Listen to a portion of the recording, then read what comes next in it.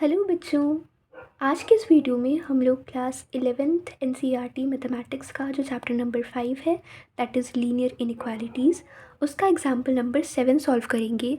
The same example same type of question is given to you in the exercise number 5.1 जो कि आपका 21st question है।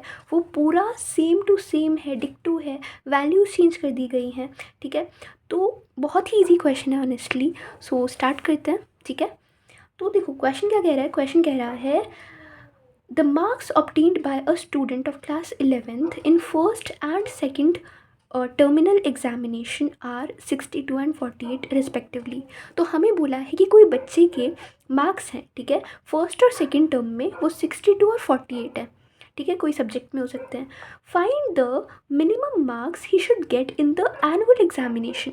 आपको निकालना क्या है, कम से कम मार्क्स जो कि उसको एनुअल एग्जाम में मिलने चाहिए to have an average of at least 60 marks. मतलब कि जो एवरेज, जब इन तीनों नंबर का एवरेज निकालेंगे, एवरेज निकालने का मतलब होता है sum of all observations upon total observations. मतलब अगर 3 मार्क्स हैं तो इन तीनों मार्क्स को जोड़ेंगे, जो भी तीसरे नंबर में मार्क्स आए उन तीनों को जोड़ेंगे तो उनका एवरेज एटलीस्ट मतलब कम से कम 60 मार्क्स का आना चाहिए।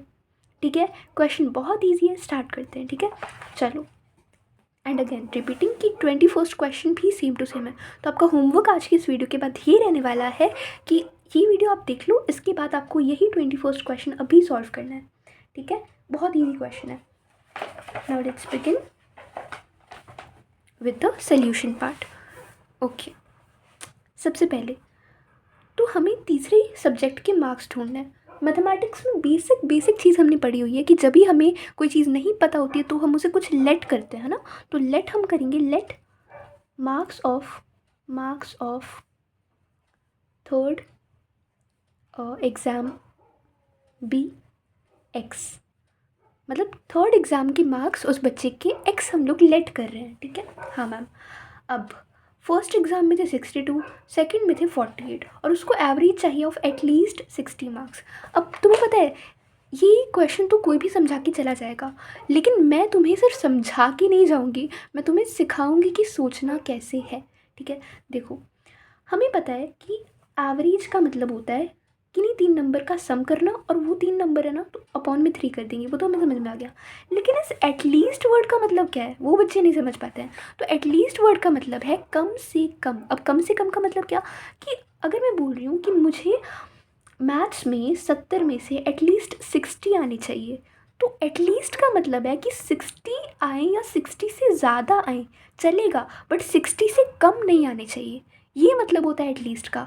और एटमोस्ट का मतलब, जो कि आप प्रोबेबिलिटी में भी पढ़ते होंगे, एटमोस्ट का मतलब होता है ज़्यादा से ज़्यादा, एटलीस्ट का मतलब होता है कम से कम। एटमोस्ट का होता है कि ज़्यादा से ज़्यादा। अब मैं बोल रही हूँ मुझे मैथ्स में एटमोस्ट 60 नंबर आए, मतलब ज़्यादा से ज़्यादा 60 नंबर आए, 60 से कम हो तो चलेगा लेकिन 60 से ज़्यादा नहीं होना चाहिए। ये मतलब होता है एटमोस्ट का। और एटलीस्ट का मतलब होता है कि मुझे एटलीस्ट 60 नंबर आए, मतलब कम से कम 60 आए, 60 से ज़्यादा आए तो चलेगा, 60 से कम नहीं आने चाहिए। ठीक है, समझे। एटलीस्ट और एटमोस्ट का मतलब बहुत इंपॉर्टेंट है, और इस क्वेश्चन के लिए तो खासकर बहुत इंपॉर्टेंट है। ठीक है, तो देखो 2 सब्जेक्ट के मार्क्स थे और हमें बोला कि इन तीनों का जब हम एवरेज करेंगे, मतलब 2 एग्ज़ाम के मार्क्स का प्लस ये जो हमने एक्स लेट किया है यहाँ पे, उसका एवरेज जब हम लोग करेंगे तो वो एटलीस्ट 60 आना चाहिए। मतलब अगर हम 62 48 और ये जो थर्ड है एक्स, इनका एवरेज करेंगे तो वो एटलीस्ट, क्या बोला है यहाँ पे, एटलीस्ट क्या आना चाहिए, 60 मार्क्स। एटलीस्ट का मतलब कि कम से कम 60 से ज़्यादा आया तो चलेगा, 60 से कम नहीं आना चाहिए। सो 60 से ज़्यादा आया तो चलेगा, और इक्वल भी आ सकता है 60 के। ठीक है, तो ये चीज़ आपको बोली गई है जो कि आपको समझने वाली थी। आगे तुम इनइक्वालिटी को सॉल्व कर सकते हो।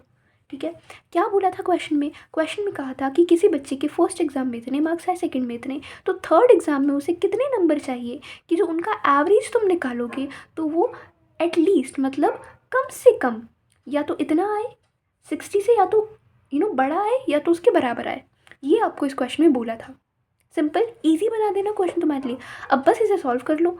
ठीक है, तो ये हो जाएगा 110 plus x is greater than equal to 180, और अब तो तुम सॉल्व कर ही सकते हो, ठीक है। ये हो जाएगा 70। तो इसका मतलब क्या है क्वेश्चन का? इसका मतलब है कि बच्चे को कम से कम 70 नंबर लाने पड़ेंगे, ताकि जो तीनों सब्जेक्ट का एवरेज जब हम लोग निकालने वाले हैं तो क्या आ जाए, तो आ जाए 60 या उससे बड़ा। So the minimum marks that the child should obtain, ये तुम लास्ट में लिख लेना एग्जाम में, ठीक है, कि कम से कम नंबर जो उसे चाहिए होंगे वो है 70। कम से कम पूछा था ना, तो कम से कम तो 70 ही आ सकते हैं, बाकी सारी वैल्यूज उससे बड़ी आएंगी, ठीक है। So this was the solution for this question. I hope आपको ये क्वेश्चन समझ में आया होगा, ठीक है। अगर तुम्हें ये क्वेश्चन समझ में आया तो फिर मेरा होमवर्क मैं जो तुम्हें देना चाहती हूँ वो है कि तुम अभी सॉल्व करोगी इस वीडियो के बाद एग्जाम्पल नंबर 21, इवन 22 भी सिमिलर ही है, ठीक है। अब मिलते हैं अगली वीडियो में अगले क्वेश्चन के साथ। तब तक के लिए अपना अपना ख्याल रखिए। Take care and bye bye.